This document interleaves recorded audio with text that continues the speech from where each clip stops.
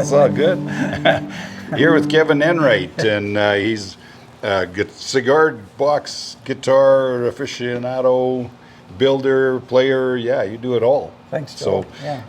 Love the sound that you're getting out of your guitar. Can you tell us a little bit about the builds that you do? Well, yeah, this particular one, I like to build out of different boxes and tins. This is a tin, Jack Daniel's tin. So, and what I've done with this one is reinforce the inside of it with 1/4-inch pieces of timber, so that we can give it a little bit of a better sound.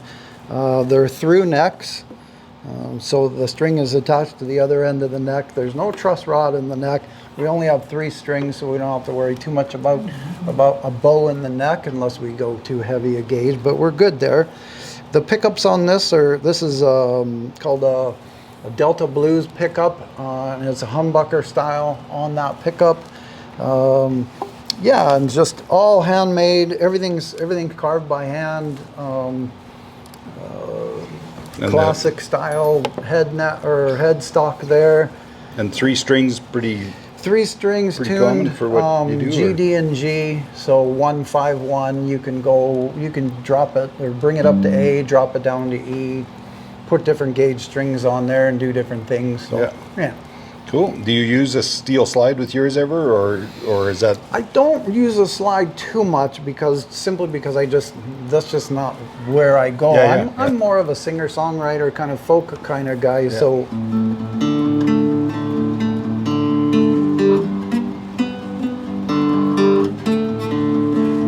that kind of stuff. Yeah, nice. So yeah, cool. Yeah. You brought some of your other ones along? I can get some, yeah, and we can get some different sounds. Because this is an electric electric instrument, I do use a pedal for some gain. I've got this old Supro Chicago 51 amplifier, 1955 tweed amp, and it's great for these. It just has a good look for them. Yeah. This one is a 3-string with higher gauge strings, also tuned to G, D, and G, but they're higher gauge strings, so you get a higher, and it also has a little humbucker that I've got exposed there. Cool. This one's a really simple one. It's got the Delta Blues pickup with no volume or tone or anything. You just rely on your amplifier and go. This one has some good growl to it. So, do you reinforce these as well, or this particular box doesn't need to be reinforced because it has a good sound. The box can look really good, and you kind of go like this to it, and it's got rattle or shake, or you go, okay, that's not going to sound good. Yeah. So, but this particular box sounds really good. So what are you going to do now? I know they changed some rules, and apparently now in Canada we can only have gray with a very plain well, again, cigar I can go to cookie tins and things like that. I guess, you can go with plain guitar boxes for sure, depending on how they're going to sound. I haven't seen any of those yet, but depending on, and you can put your own designs on it. I could put Rooster's acoustic on there if I want now to. You're talking. So cool. Yeah, you can put anything on there you want to. One of the things about these guitars is it's a great genre. It's kind of a folk art almost, because there are no rules. Yeah. If I was building an acoustic guitar like one of these beautiful ones you have on your wall, I need to stick to specific parameters in order to make it an acoustic guitar. You were mentioning the history on these earlier. There's an incredible history with these guitars. Way back before the American Revolution, people were making instruments out of whatever they wanted to make an instrument out of. People, especially in the American South, during slavery, people would bring slaves over, and those folks would have some time off, and they'd want to play music, and so they made instruments out of old boxes, anything they could make an instrument out of, including violins and guitars.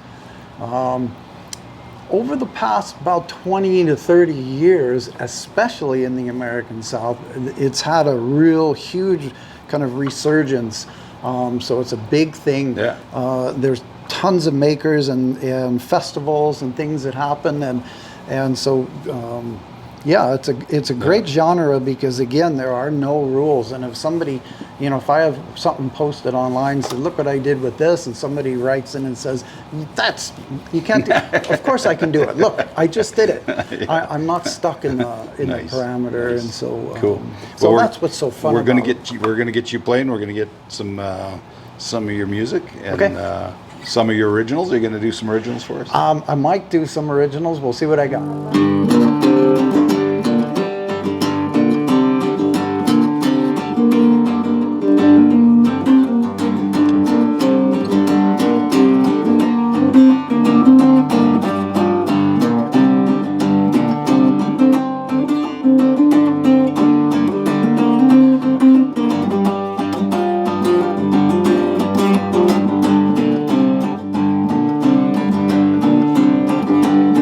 Well, I never will forget that floating bridge.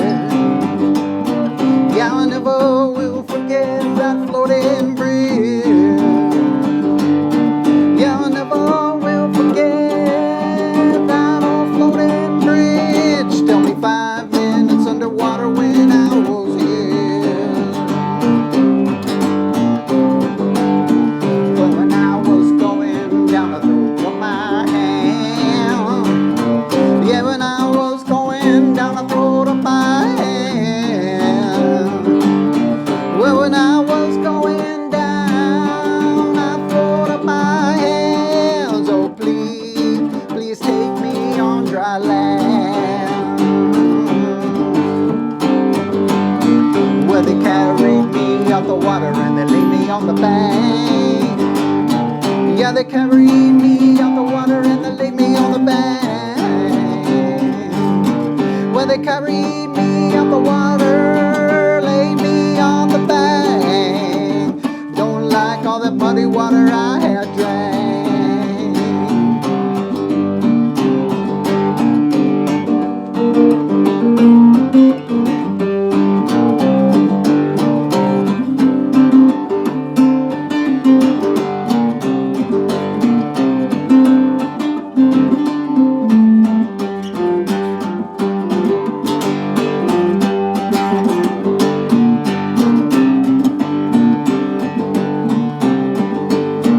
Well, they dried me off and they laid me on the bed.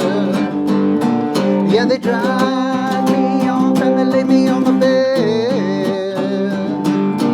Well, they dried me off, laid me on the bed. Don't like all that muddy water in my head. Well, my mama often told me, don't you be no bum. Yeah, my mama often told me, don't you be no bum. Well, my mama often told me, son, don't you be no bum. Settle down, get a job, and find someone.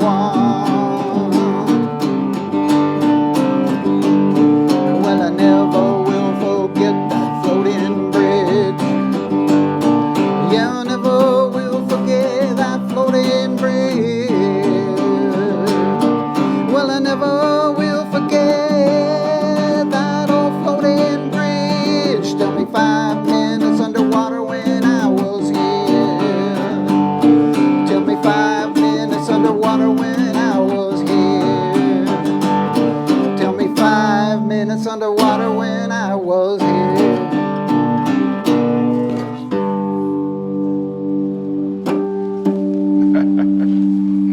Nice. That's awesome. Thanks, Kevin. Yeah. Yeah, appreciate that.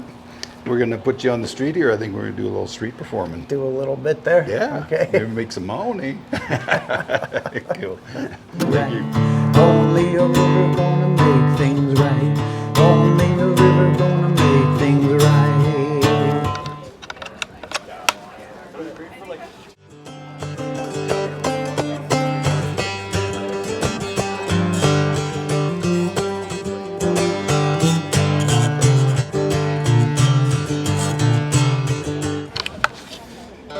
Give this one a whirl. I was born by angels so for wings of lead, and I found salvation in the real dead.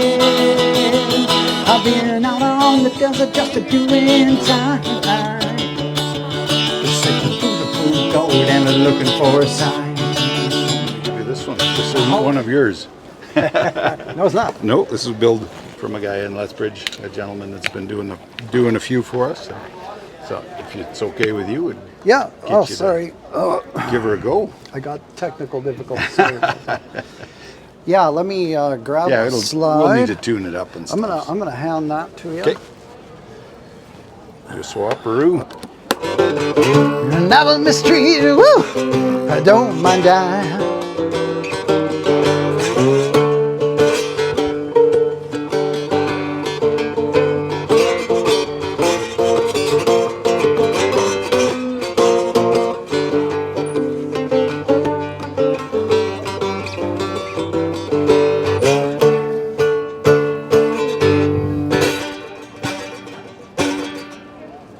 Well, thanks, Kevin. That was amazing. It's really cool.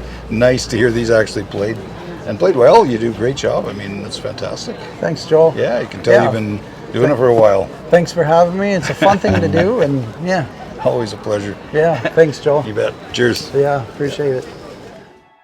Hey everybody, welcome back. Today we're going to be hanging out with Kelsey Bill. We're going to be doing a classic dry martini, little gin. We're going to be getting introduced to that in our next course coming up.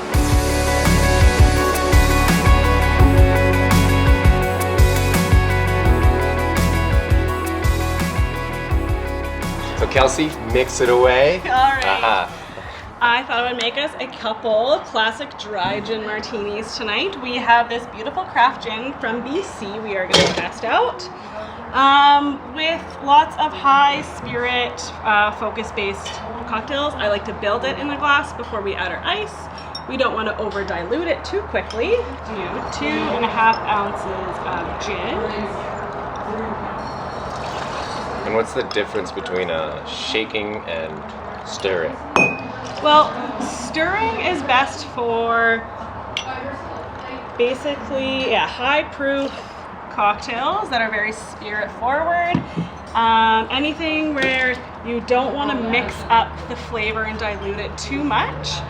And then we do 1/2 ounce of dry vermouth.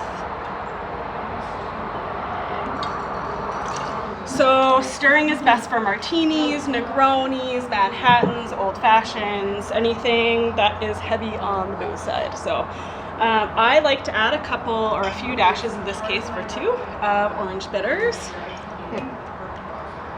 Just add a little note there. So now that we have everything in the glass, we will add our ice. We want to keep everything as cold as possible without diluting it too quickly, hence why we are chilling our glasses and why we were chilling our spirits before we got started. Then we throw in our spoon.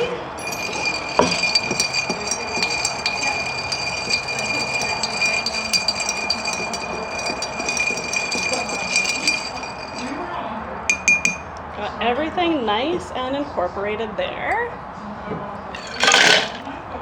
Got a couple nice chilled martini glasses ready to go.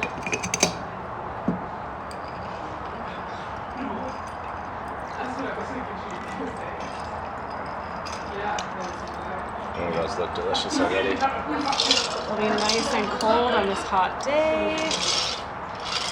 And we will finish those with a nice lemon twist. And the purpose of the lemon twist on the martini? Just to add a little bit of that citrus oil and a nice little citrus finish. And it just, in my opinion, just looks so pretty. Beautiful. Awesome. Let's do a little taste test, yeah? Cheers. Cheers. Oh, you can smell that orange bitters, like, Oh yeah. and that lemon really pops. Nice and citrusy, still dry. That's a really nice gin. Great in a martini. Ooh, yum.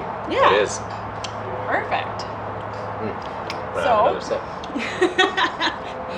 We thought the martini would be a good choice to talk about for our next class coming up on August 24th, which is a bit more of bar basics and a focus on gin this time. So that will be coming up in a couple weeks here. I do talk about mixing cocktails and have a few delicious recipes in my book, which will be available at the cocktail class on the 24th, and I will be leaving some here after that as well. Right on. We'll have them up. We'll leave some behind. We'll have them up for sale after the cocktail tasting courses. Those will be running once a month. You can keep an eye out on our Heritage Ranch website, our Heritage Ranch Facebook page, our Instagram. Kelsey, what's your Instagram? Where can people find you? I'm on Instagram at Kelsey_Bill_. I have a Facebook page as well, and I will be posting all the dates for the cocktail classes on there as well. Perfect. Right on. Well, cheers, and we'll see you guys at the cocktail course. All right.